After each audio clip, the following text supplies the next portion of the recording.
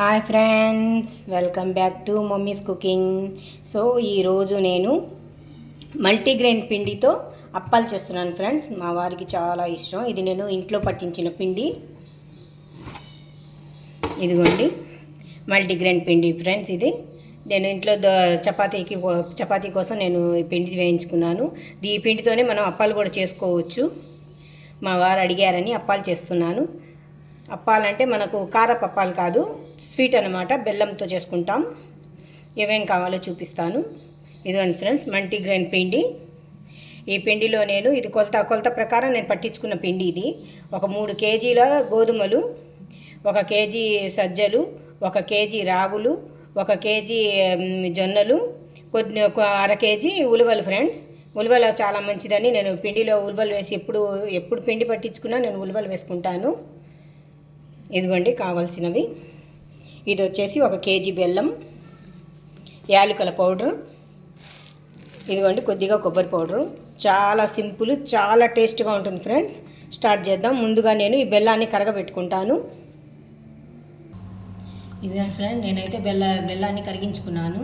ఇది మనకు ఎటువంటి పాకం రావాల్సిన అవసరం లేదు. ఇప్పుడు పిండి కలుపుకుందాం. ఇది వచ్చేసి 1 కేజీ పిండి. ఇది ఇప్పుడు ఇందులో మనం ముందుగా కరిగి పెట్టుకున్న బెల్లాన్ని మనం ఇందులో స్టీమ్ చేసుకుందాం. ఇదిగోండి జల్లెడతో స్టీమ్ చేసేసుకుందాం.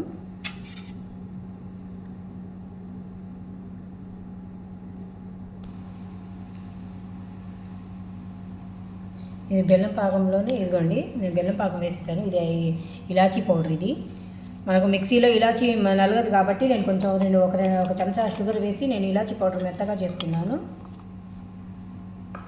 మనకు గోధుమ పిండి కాబట్టి మనం చేసుకునే అప్పాలు గట్టిగా వస్తాయి. అందుకే ఒక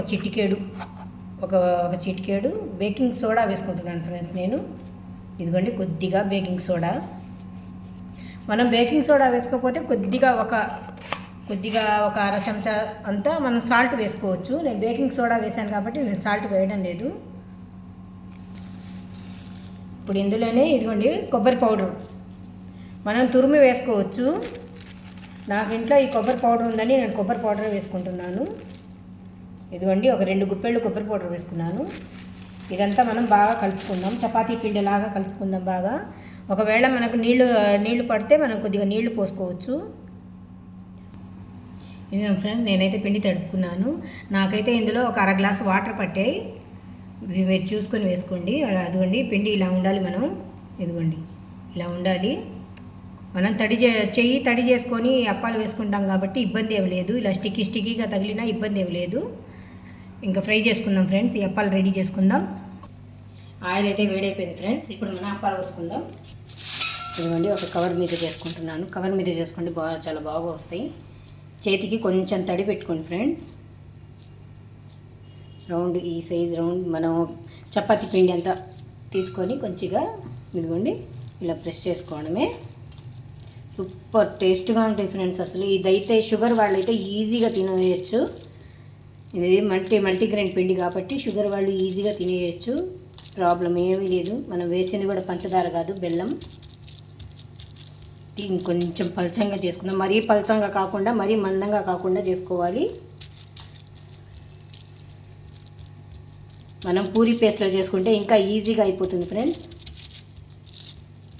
ఇదిగోండి చూడండి ఎంత చక్కగా వచ్చిందో. ఇదిగోండి ఆయిల్లో వేసుకుందాం.